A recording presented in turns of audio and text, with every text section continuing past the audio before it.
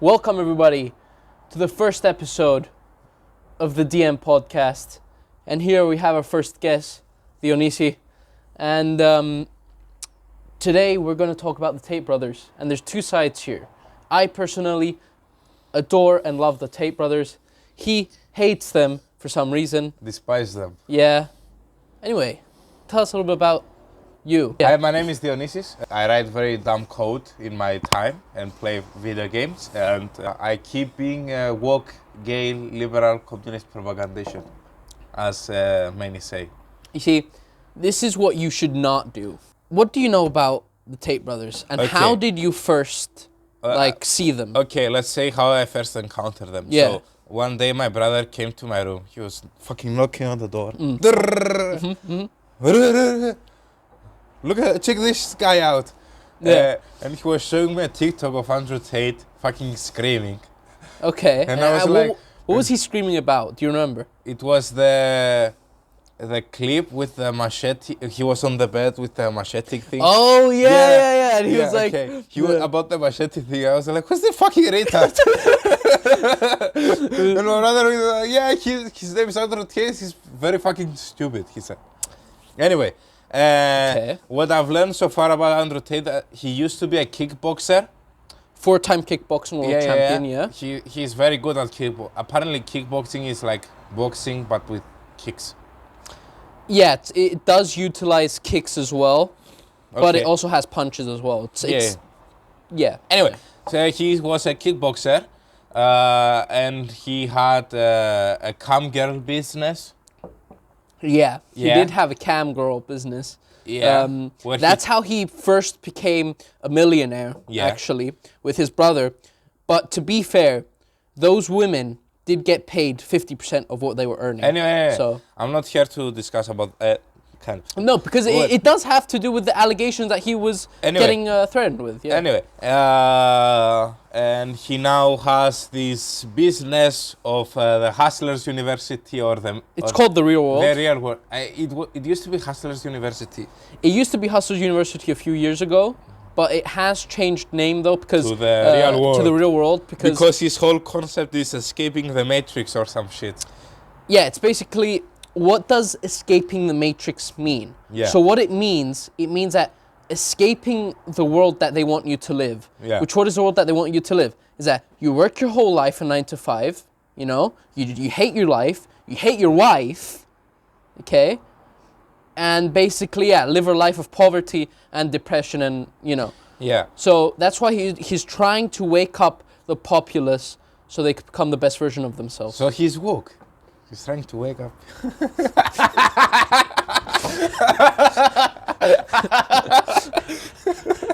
Andrew Tate is woke. Oh God. This is not gonna be the most serious podcast you've ever seen. Not yet. But I agree with him existing. Yeah, why don't you agree with him existing? What do you think is so bad about him? Alright, so let's start with the basics. So his origin story. Stories, with his brother, they were very poor and he came to America, I think it was. No. He was born in America. His dad, his name was Emery Tate, and he had his mom was from England. Yeah. And they were born in America, then they moved to England, and they were living in Luton, which Luton was basically a very poor and dangerous area, and they were living off of food stamps. They were living in a government state building, So they were very, very poor. Yeah, so in England they were very poor, and according to him, he saw this wealth difference between people. He saw that there were people that were very, very rich. They could buy like cars that were 100 grand or something. Basically, what was his thought process is that him and his friends were walking down a street, and a Ferrari went zooming by. And Andrew Tate was thinking, it bothered him. It really, really bothered him. And he was wondering, how does somebody have £200,000 to waste on a car? That could crack. Right? At 2 pieces when it goes over a speed bump or something. Yeah. And his friends weren't taking him, so they're like, so? And he was like, what do you mean so? Yeah. Like, that it means that something is wrong here. Yeah, so Andrew Tate saw, my big problem with him is he saw this wealth difference that this people wealth can gap, have, and instead of being like, I'm gonna do something about it and destroy this system, he's like, no, I'm gonna be part of the problem, because I see Andrew Tate as part of the problem in this, because he's rich, and I feel like his whole real world thing is bullshit and a way to scam people into giving him money to him giving his like money advice, and he just became a part of the problem instead of being a solution to it. That's my really let's ignore the allegations of human trafficking. We'll talk about that later on. Because I don't really want to, because it hasn't been proven, and even though I don't like Andrew Tate, is like proven until guilty, innocent until proven guilty. Yeah. And I still don't like Andrew Tate, even though I'm like. So you see, guys, this is the thing, right? He's not one of those people that hates Andrew Tate because he's a human trafficker or whatever, you know. Because I don't need that shit to hate. Yeah, that hasn't been proven, okay. And the cases have been dropped. He's under house arrest though. So yeah. Anyway. So I get what you're saying is that, you know, he became a part of the problem, but not really, not necessarily. So yeah, he did become rich, but he became rich through working extremely hard, okay, first of all. And once he did become rich, he started to teach people basically his methods and like what the top, like, you know, the top 1% basically don't say to the general public.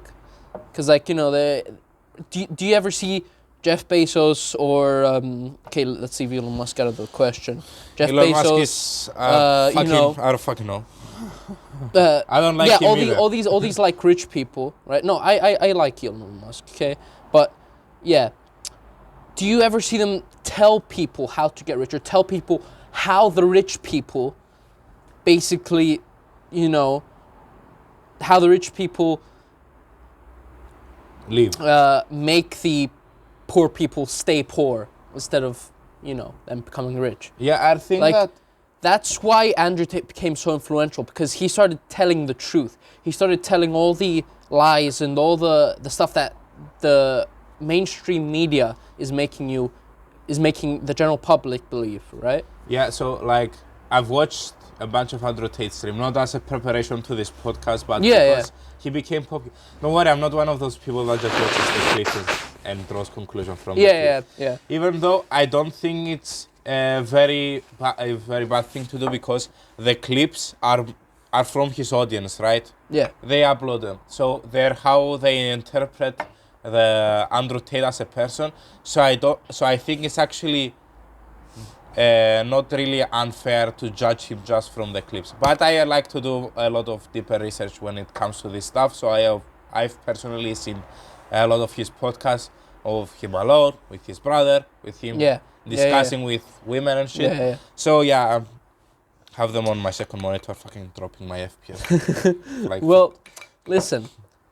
Like, what does he basically, what's his message here? Is that he's trying to tell the young generation of men and women, us basically, he's trying to teach us to work as hard as possible and not to sit there, cry, feel depressed, or like, you know, because that's not going to fix our situation or make it better. The only thing that's going to make it better is working towards becoming the best version of yourself, or becoming what you want to be. Right? Like, you know. Yeah.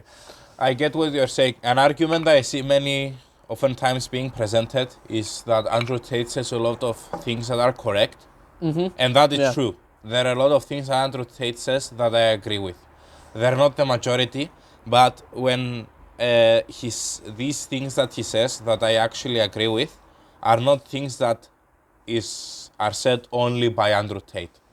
That's my issue. Of course. And if you and also his interpretations, like working for what you want, is actually something that I believe in, and working as hard as possible for what you want to achieve. Something that I do. But I think Andrew Tate's deeper methods behind that just working as hard as possible, are a bit actually harmful maybe to your psychology, because I get that many people criticize him for being harsh, and they offer frequent responses like don't be a weak or don't be a weakling or something. Yeah.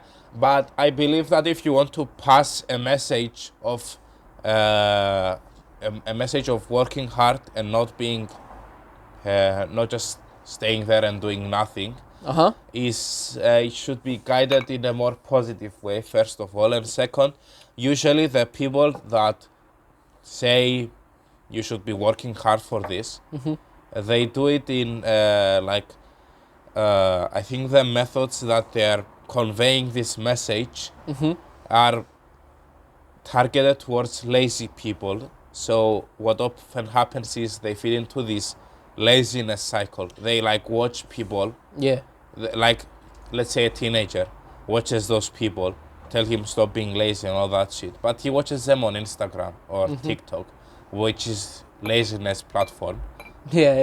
So he watches them, it's like, oh, my life sucks, I need to do something about it.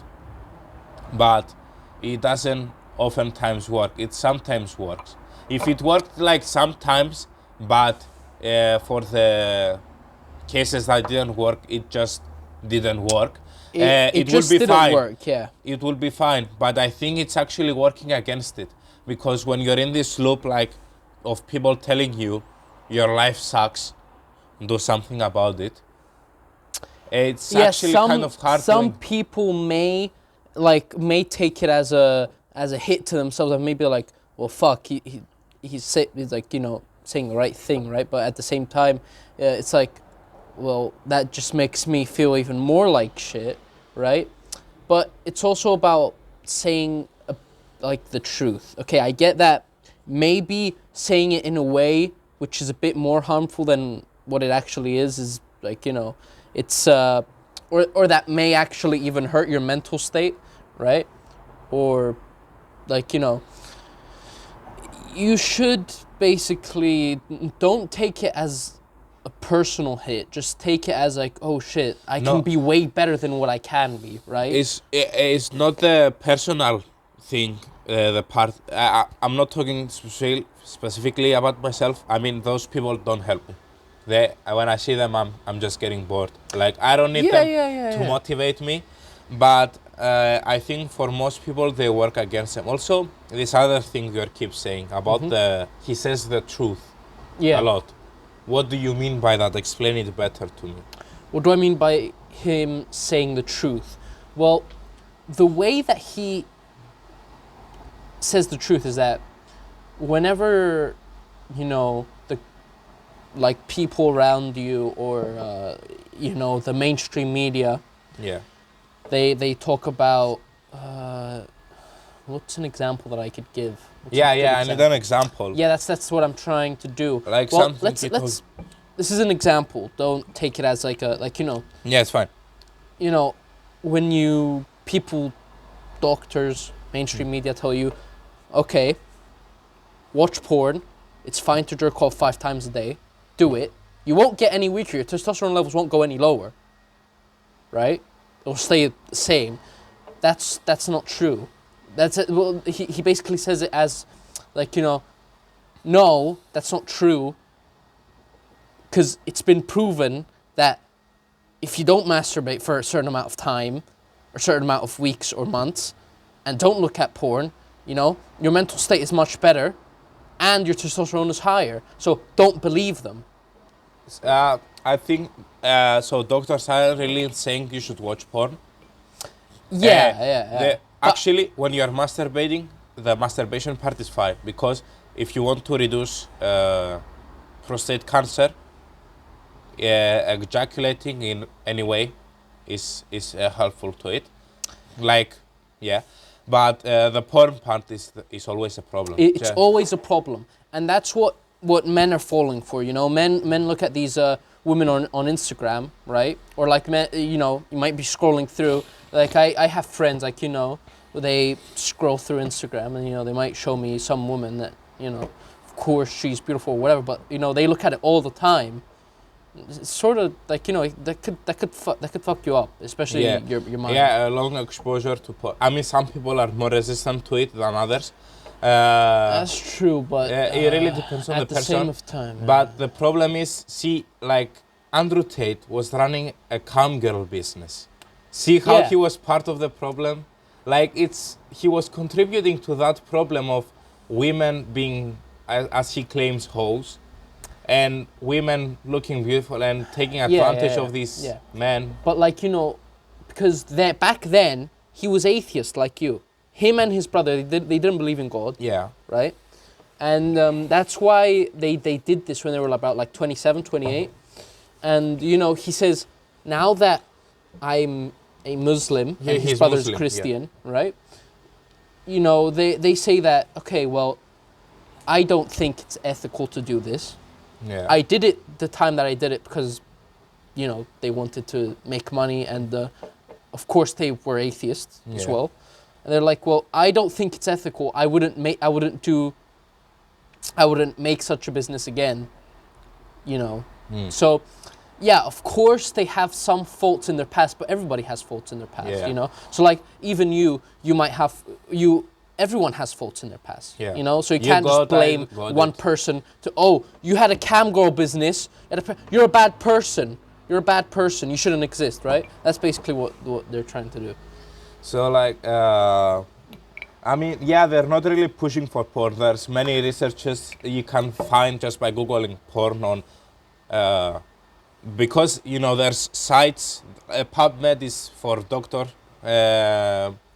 is more biological articles. Yeah. There is one for psychology, and if you just type in porn, you find the researches against porn, not... Masturbation is fine. I mean, I've also... But the problem is, because it's connected, usually most teenagers that masturbate do it with porn anyway. So, I mean, so that's why it's a problem that generally you need... I mean, as with everything in life, you need a limit. But, so I think this is a middle ground. And scientists don't really push porn. Yeah. Of course, but what I'm trying to say is that, you know, some people say, okay, it's okay to jerk off once a week, or like, you know, the Tates even said that, okay, like once, I get it if you do it once a month, like, you know. Once a week is like fine, dude, honestly. But yeah, it's so, but it also, you know, it has to do with your mental state of how you think about it, because the way you think about it also changes the way that your body, like, you know, sort of takes it in. That's what I think personally, because I've had experiences like that before personally. Yeah, but I mean, so like Andrew Tate, I could say like he's not an expert and he doesn't have a degree on that stuff. But you'll say, oh, the experts get a degree because they pass on the lies and will just go back and forth like that. Yeah, you know. Like, you so know. We can't. I mean, but if we go by that logic, you can't believe in anything, and you're just stuck in a loop and throwing eggs on a wall. As my granddad always used to say, you throw eggs on a wall, you expect it to fall. You're a fucking retard. Well, you know, it's also the thing of like, you know, a lot of people labeled Andrew Tate as a bad person or as a woman hater. He says it himself. No, dude. Come on, about the woman hating stuff, he said he's a misogynist, okay? It's something he admitted, come on. Listen. And you don't bring the character argument on me. When he says stuff like that, it's like, you know, it's like me saying, oh, I'm a woman hater, but I say it in a way that it's a joke. Like, you know, but when you put the line, it's like, oh, right now I'm playing a character, don't hear what I'm saying. Oh, right now I'm being serious, hear what I'm saying. Well, you know, it's because so many people have labeled him as a misogynist because of him saying things that are factually correct. Like what? Like, the things that are factually correct is that, you know, if right now, me, you, right, and there was like 3 women, let's say, right, and somebody broke into the house. Yeah. What do you think the women would do? They wouldn't go, it's not 100% true. I'm not saying that's 100% true. This doesn't apply for all women, but this applies for most of the women. Those women, they wouldn't go to fight the person that broke in, right? They would go try to save themselves. I mean, right? So, and we would have to be the ones that, you know, we have to go and fight them and protect our women, you know? He personally says that if he was truly a misogynist, that means that he wouldn't protect women, okay? And he would protect women, like, you know, if 10 armed men walked in, him and his brother and his team, they would go and protect their women. Like, you know, they would attack the thieves. Like, you know, I'm just saying. I mean, no. So we have accepted as a society that because we are in a misogynistic society, like, that's fact. Well, listen, people... We live in Cyprus, dude. Shut up, Jesus. Well, yeah, in Cyprus, you know, like 90% of the politicians are men. I think 99% of the politicians are men. Like and they have, and even the women are like misogynistic themselves, you know? Like, you know, and it's also the thing of like, with women can't take stress. Like, their stress tolerance isn't as high as men's is. That's straight up lying. That's a straight up lie. Because... wait, let's go back to the house. Yeah, but let's say... House protection. Yeah. Okay, so we grew up in a society where we're taught, in this scenario that you just explained to me, women go hide, men go fight the fucking thieves. Now, I wouldn't go fight the fucking thieves. I will take a very defensive position because I'm not a fucking dumbass. I wouldn't go with a baseball bat like this. I will go with a baseball bat right outside the fucking door of the room that I'm in with the 3 women and you, okay? And we'll take a very defensive position. But yeah, in that example. Yeah, we're going very deep into the theory of the situation. Anyway, but so it's because we grew up in such a society. If we taught women, or rather, we taught both genders, like we should do the best to protect the house together, it will be fine. Like, it's not really something inherent in their DNA that they would go hide. It's something we've been taught to do. Well, yeah, but like, and that's a problem. You know, also, like, you know, if let's say there was no weapons in the house, let's say no books, no pieces of wood, no like sharp objects or anything. You got fucking billion shit over there, but yeah. A man is stronger than a woman, so the man would... That's a fact. Yeah, the man would be able to beat up that woman. Like, you know, it wouldn't be like, you know, so yeah, that's why you have to become as physically and mentally strong as you possibly can so you can protect the people that you love, right? Yeah, but what you're saying is actually correct, but I disagree with the gender roles. Like, putting people in these boxes. Oh, you are a man, so you must do this, and this. You are a woman, then do this. So I don't agree with that as a gay, woke, liberal, communist propagandician. Like, even the name that he gives himself already gives him, like, this is a bad situation for him. I give this out of a joke because that's what your side of people likes to call my side of people. Yeah, of course. Well, and I find this name very... Yeah, but you're at least on the side that you're not as delusional as, like, you know, the people that say that, you know, he's a human trafficker, right? Like, you know, that's just pure delusion. Yeah, because it's the bias that you have against him. Like, when the allegations first came, I was like, you want my honest opinion?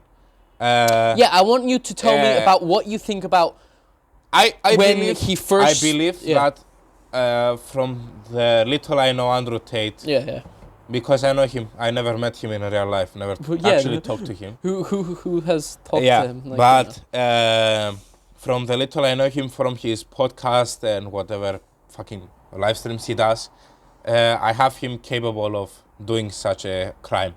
I don't have proof personally that he's done it, but you have him capable for... Why would he human traffic if he already has... These charges were put on him after he already made millions and millions of dollars. So why would he human traffic someone? Like, you know, it's... I don't know why. Like, human trafficking is to make money. He already had money by that time. So he didn't need... He was already a multi-millionaire. No, you think rich people don't want more money? Yeah, but... Are you really... Now, I think... even himself, he's a billionaire. I have him capable of doing such a thing. But if they ask me, do you think he's done it? I'll be like, technically yes, but I'm innocent until proven guilty. Well, you know, I'm a big supporter of that, and our justice system technically supports that, but not really. You know how it's they not get. our justice system, because there's different It's system most here. justice systems, you know. You know, than the justice system in Romania. Sorry, because that's where he lives. Yeah. So like, so I think having these gender roles, even in relationships, because that's another department that I don't agree with Andrew Tate at all. With these gender roles, I don't like them. Like if I had a daughter and a son, I will basically make them grow the exact same way. Except for my daughter, I will teach her. I will teach her how to put the period stuff. Handle that. Well, that's a mother would do that, not. Technically, yeah, I would agree that a mother that's should kind of weird teach her that, because she knows better than I do, but not because she's a woman, just because she knows better than I do. I mean, I would know. I don't know how to put period parts. Yeah, but you know, yeah. That so like, both be strong. You know, teach them both to not get into a fight. Unless absolutely necessary. And you know, so my big problem is these gender roles that and they are true. They do exist. And Andrew Tate uses them. It says this is how things are, but doesn't specify. And I think he believes that this is how things are supposed to be. Like he likes these gender roles to exist. I don't. We both agree that these gender roles exist, but I am saying they shouldn't. Andrew Tate says they should exist. Yeah, but you know, the reason why I think it's like, because you know, men are good at certain things. Well, men are good at certain things, and women are good at certain things. They have different roles, I would say, but it's more specifically towards the, like, you know, when hold up, yeah. So wait, hold up. So men have a specific role and women have a specific role. We do jobs that women can't do, and women do stuff that we can't do, right? Or that we are not as good at, like, you know, doing that certain thing. And you know, when it comes to like you know, strength or fight, or you know, or stress tolerance, or let's say, you know, I think that, like, you know, of course people won't agree with this, but okay, you don't agree with it. The only biological difference between men and women is that men are 50% stronger due to testosterone existing. That's why they're more angry and usually commit more of the violent crimes. Because as you can see, like, because that's true. You talk about violent crimes, but what are like violent crimes, right? Because it's sort of like, you know, the mainstream media the last few years has been teaching men, oh, it's okay to be weak, right? It's okay to be depressed. It's okay to be, you know. Not really. People have been, but the mainstream media has been pushing that agenda, right? And that's why when you see, like, you know, a few months ago, this man in England got, like, he was maybe a 20-year-old man or something, and he got rejected by like a 14-year-old on the bus. What did he do? He stabbed that girl to death. And that's the MSM basically telling people to, you know, act on their emotions. Not really. Well, it doesn't teach them to be weak. They teach them it's okay to show a vulnerable side. Because it's okay. Suppressing your emotions is a thing that has pushed us back as a society. Men hiding their emotions and not and not showing a vulnerable side to their partner, to anyone. And it's not really weakness, as people say. I think being able to show who you are and what you feel is a very strong characteristic. Let's take a fictional world, okay, which is a fictional but could technically happen in real life. You've seen that Sopranos? I've heard about it, but I haven't seen it. So the top guy, Tony Soprano, which is head of the family, because they live in a patriarchal, like small society within the family, Tony can't accept certain things, even though he technically accepts them. Let's take, for example, my favorite episode of that series. In this episode, it is revealed that one of the members, when I say family, I don't mean like literally blood, you know, Fido, he's gay. Yeah. In a patriarchal society, that's not accepted. Being gay is not accepted. And everyone says, Tony orders some guys to kill him because he's gay. But Tony has a therapist. No one knows he has a therapist. He has to hide the fact that he sees a person about his feelings. Yeah. So the therapist talks him through with Tony. Yeah. And first of all, when asked about it, when the therapist asks, are you okay, you personally, with Fido being gay? Firstly, Tony said, no, I'm not okay with it at all. But you can see in his acting, he was telling lies. He wasn't telling the truth. And when they dig a little bit deeper, it is revealed that Tony doesn't give a fuck that Fido is gay. And Fido is one of his best guys. Almost his best. Okay. But basically Wait. So, but he has a very hard time being accepted by people that are lower than him, technically, but the fact that they would disapprove of his decision of not killing him. So they don't accept him, and I think that's a horrible thing. Of course it's a horrible thing. But and these roles, these things we've decided as a society of weakness, they work against Tony, because the moment they found out he sees a therapist, they want to kill her and Tony. And Tony makes sure she gets out of town and all that. But they live in this small society where they can't express feelings, and all just comes out to as anger, and anger in this society shows dominance. But I think having anger is not that great.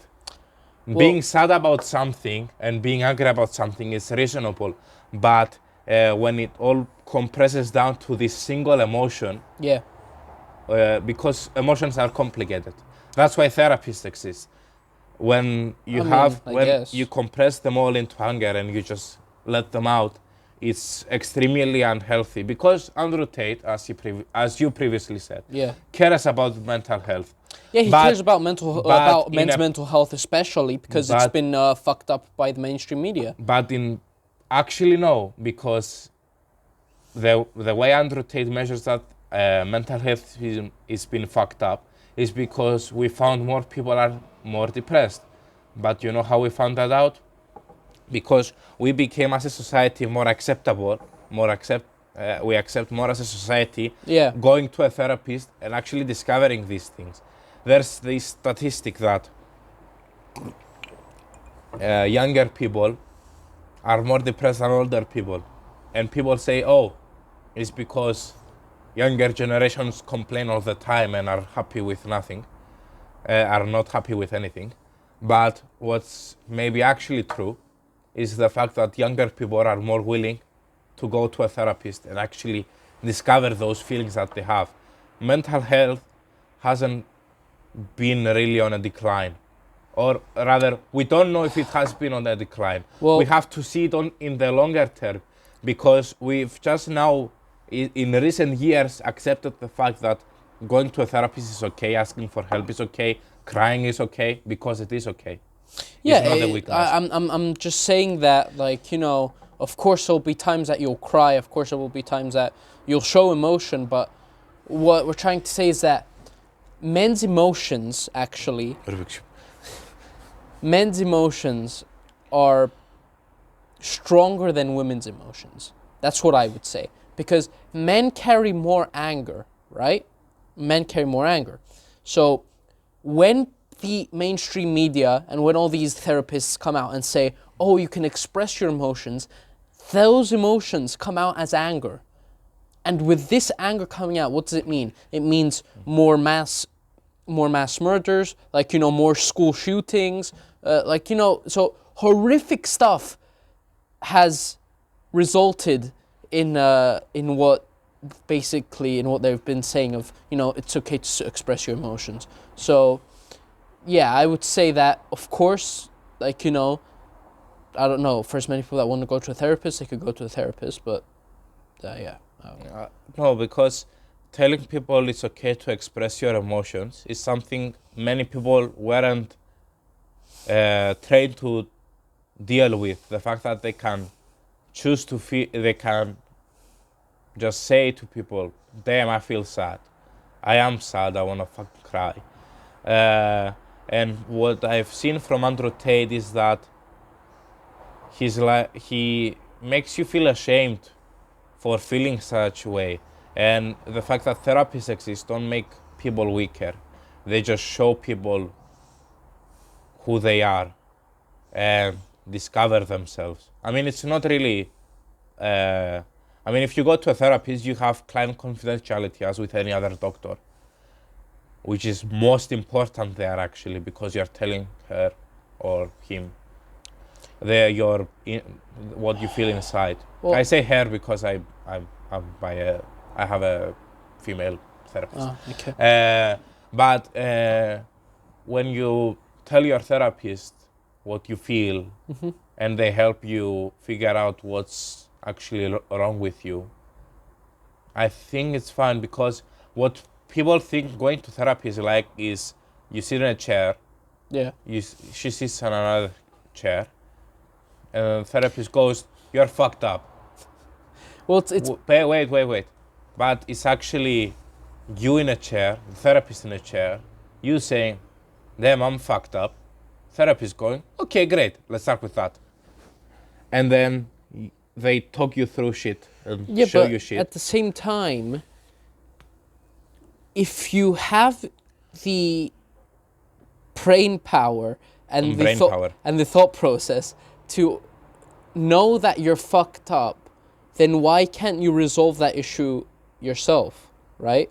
Because not everyone's a therapist. Not everyone knows what feelings are, and you are biased because you are you.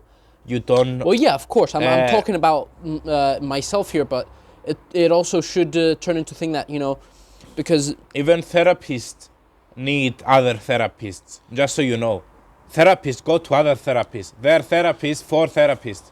Because therapists, even those people who have studied psychology for many years and is part of their job, because they're biased, you can't figure out... There are some things you need help. There are most things actually in life. It'll be much easier and better for you if you asked for help. My job that I'm planning to do in the future is fucking software engineering. Yeah, okay. You have a mini communism there, okay? There's my contacts.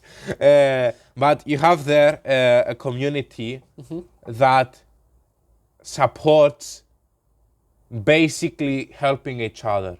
It's like, oh, I need help with this. I don't fucking know how to do it. There's my code. Well, help me. And you get help. If you are fucking 45 years a software engineer, you still need help. It will be much easier if you got help. You can figure it out on your own. Yeah, of course you can figure it out on your own. For the French video game that I made for my French project, yeah. I had to figure out all things by myself. I don't want to do that shit again. I'm not doing that shit. I had to figure out most things, okay? I had the command list Yeah. of the Raylip library, but I didn't have anything else.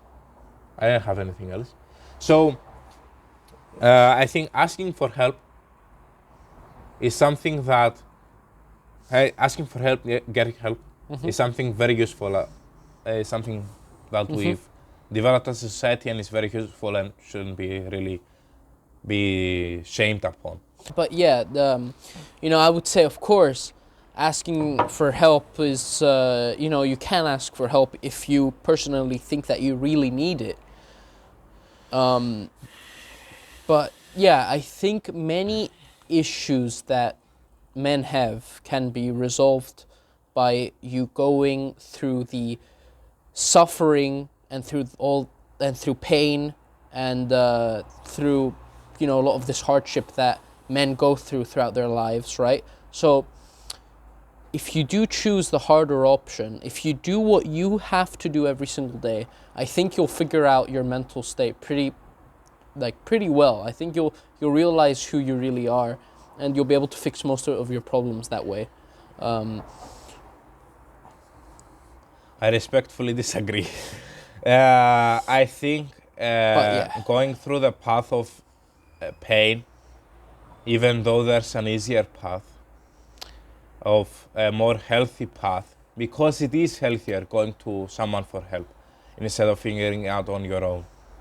I think your gym progress. Yeah. You've technically done it on your own. But you asked for help. You've asked for help, didn't you? Yeah, when you're in the gym, you ask for help, of course. No, and also the exercises you do. Yeah, you the exercises that pull you them do. out of your ass. Yeah, you don't pull them out of your ass. You pulled your phone out of your ass and you Googled for them. And then you fucked around a bit to find out what worked. Well, you sort of. But. Yeah, and usually the best thing you do at the gym, if you have the money to do it, the resources available, is you get a personal trainer, don't you? Yeah, that's of course if you have the money that requires to have a personal trainer. So how is that any different with your brain? With the most important component on your body, which is quite ironic being said by the brain. My brain is saying, hey, but I am the most important thing on your body. Yeah, of course it is. But you have to control, you have to control yourself. You don't let your brain control you, because if you let your brain control you... Exactly, it's figuring out how to control your brain. You're just a feather in the wind getting blown into any direction that you're getting blown into, and it's very, very, very dangerous for someone's brain to could be controlling. The first thing you do at therapy is figuring out how your brain works. Yeah. And then you don't really go against it. You learn how it works, and you're like, hey, maybe don't drink fucking, much is that, 24 beers? Maybe don't have no drink. Idea. Maybe don't. Really have no that idea. is 24 beers. It's 6 times 4. Yeah. Okay, maybe don't drink 24 beers. Maybe drink like 20 this time. And figuring, that's a simple thing, but you start from the simple and you slowly figure out what works for you, who you are as a person, because everyone has a personality, believe it or not. Yeah. I'm talking to you girls and boys who only watch Netflix and TikToks and expect to get on a meaningful and healthy relationship. Let's talk about the relationship part. Not only that, but if you're a person that just sits down and watches TikTok and and Instagram and whatever, and doesn't do anything to actually become anything in their life, it's very, very sad, and it's actually disrespectful to your parents for you to just be sitting there and doing absolutely nothing to become better. So I agree with that a bit. So let's get into the relationship stuff. Okay, I want you to take my phone. Yeah. All right. Before you take it. Yeah. Okay. Take it actually. Yeah. Yeah. Before you Google anything. Yeah. Andrew Tate. Yeah. His dating advice is something that. The type of dating advice he gives is something that's actually been said for many, many years, right? He's not the first one to say the things that he says about dating. But he's the one that's made it more known. Wait. Not really. I've actually heard of it like 6 years ago.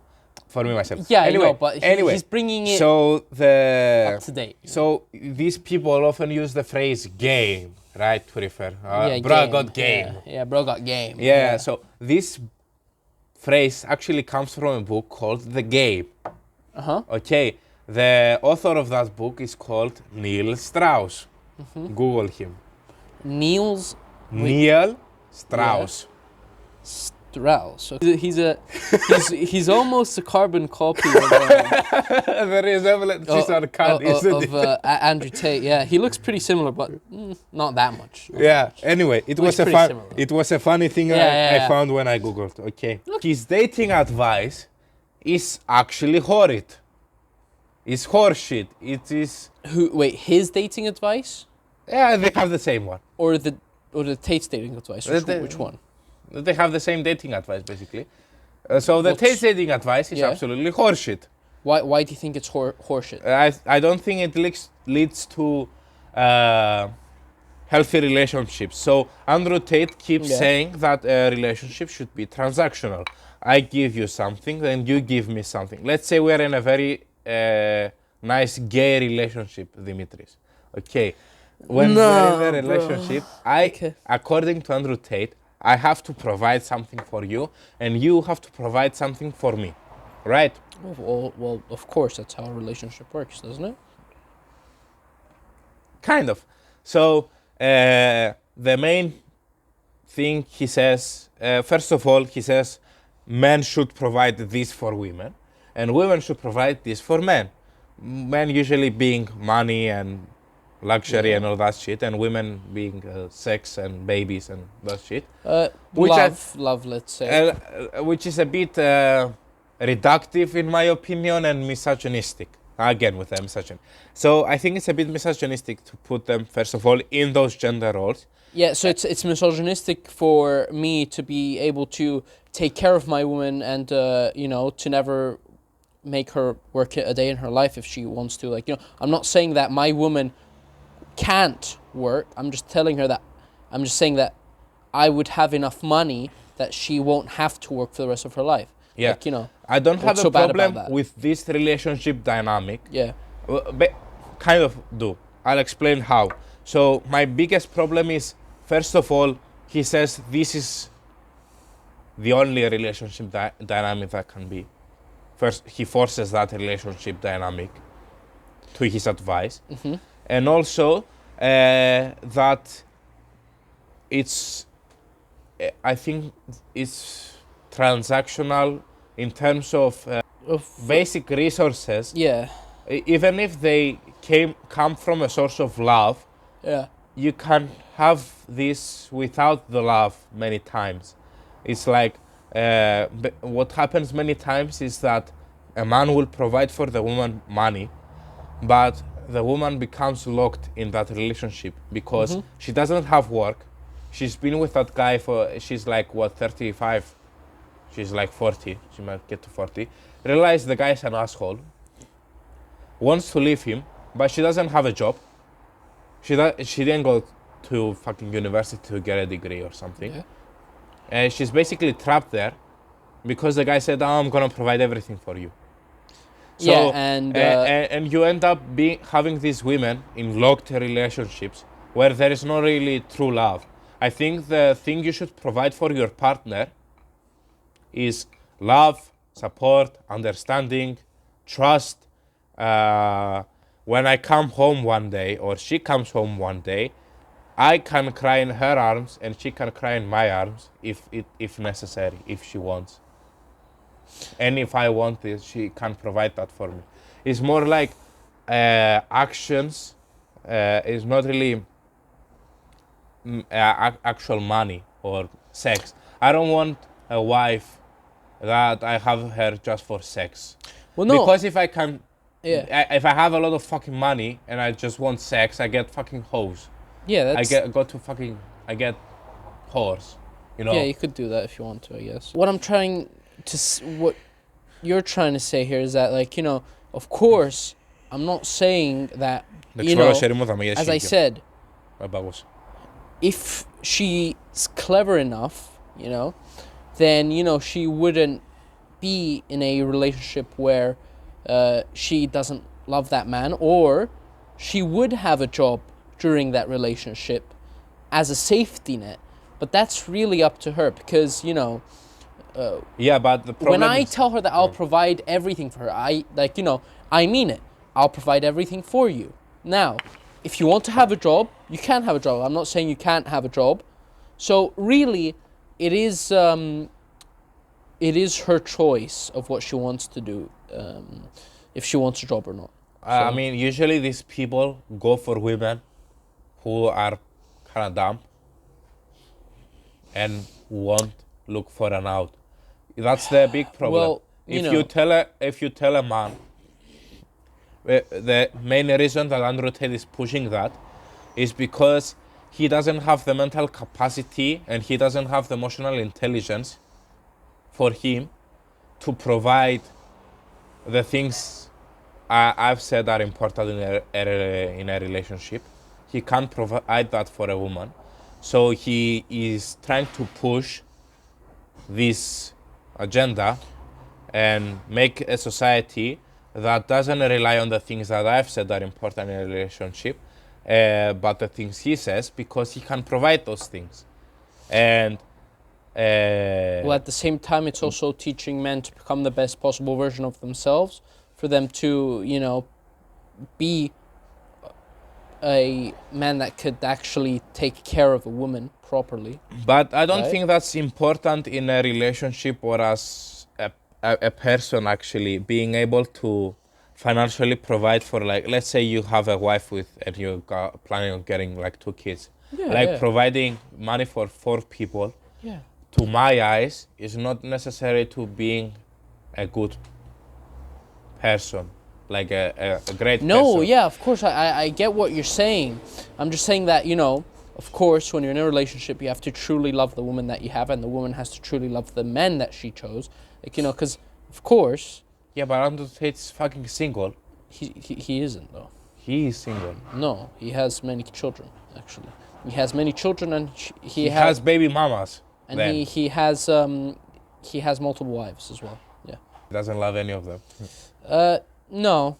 If he truly didn't love any of them, then obviously he wouldn't be with them, right? Yeah, but like you got to think about it that way. Yeah. So I don't think the way that Andrew Tate sees relationships as a transactional thing rather than a thing you do for love, because I don't see Andrew Tate doing this thing for love.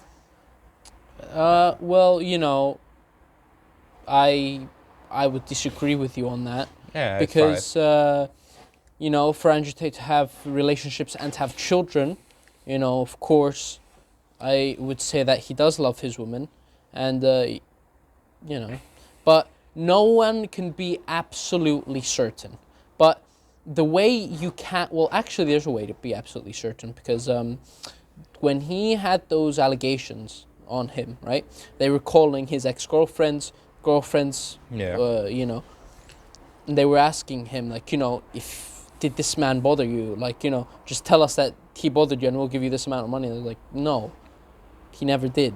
Like, so, yeah, I think that he does truly love his woman. You can't be sure, because you don't know what kind of gun to their head Andrew Tate has, in a hypothetical sense. Okay, well, yeah, because I have him capable of having a gun to their head for them to say lies like, no, Andrew Tate was okay with me. But we haven't proven that. Well, yeah, when it comes to the relationship thing with Andrew Tate, like, of course, with anyone, you can't ever be absolutely sure if this person loves his woman, right? Yeah. So, with this topic, whatever we say, you can be absolutely sure he doesn't love her if she cheats on her, for example.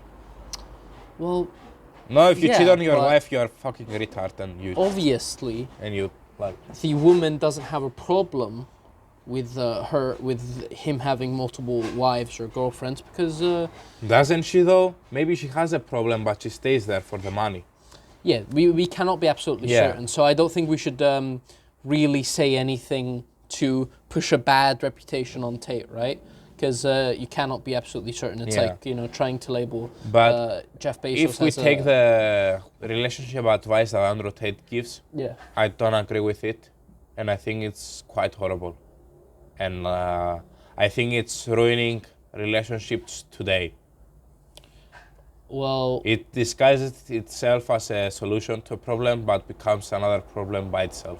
I personally think, so if you analyze what he tells you to do in a relationship, right? Or his relationship advice, right? Yeah. He tells you to basically, be kind, be charismatic, always look your best. Like, treat the woman, of course, with respect and love. Like, you're not going to force her to do anything, right?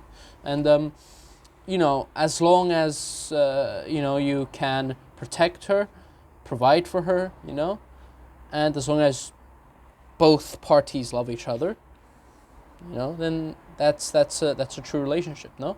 So you can't really tell anyone how you want their relationship to be, or how a relationship should be, because I'm not really saying that. I'm saying that Andrew Tate forces. He does that thing. He forces a way for a relationship to be. I'm saying I'm fine with me and my wife having this dynamic if we both agree to it. Yeah, of course. I'm like, if you're saying, like, I'm not saying that. The problem with Andrew Tate, in my opinion, is Yeah. he's saying that that's the only option. Like, I am 100% sure Andrew Tate won't be okay for the woman to make the money, he being in the house, doing the chores. Well, He would want to rip his nipples out, to say the least, with fishing hooks. Well, I do personally think that, of course, when you protect and provide for a woman, as long as you give to that woman, and as long as you love that woman with with all your love, and she loves you back with all her love, and you both do what you're supposed to do, both parties do what they're supposed to do, like, one goes and provides for, the other one could go work as well, like, she could go work if she wants to, that's up to her, that's whatever she wants to do, like, so, yeah, to be in a relationship, it's a very complicated subject that we can expand on maybe another time, but yeah. Anyway, I think we ended on a very nice note here.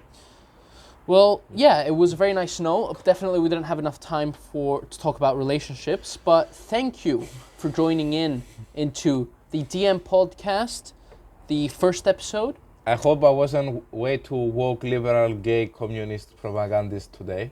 And subscribe if you want more episodes. Subscribe to and write some comments about what subjects you would like to see us speak about and who you would want on this podcast.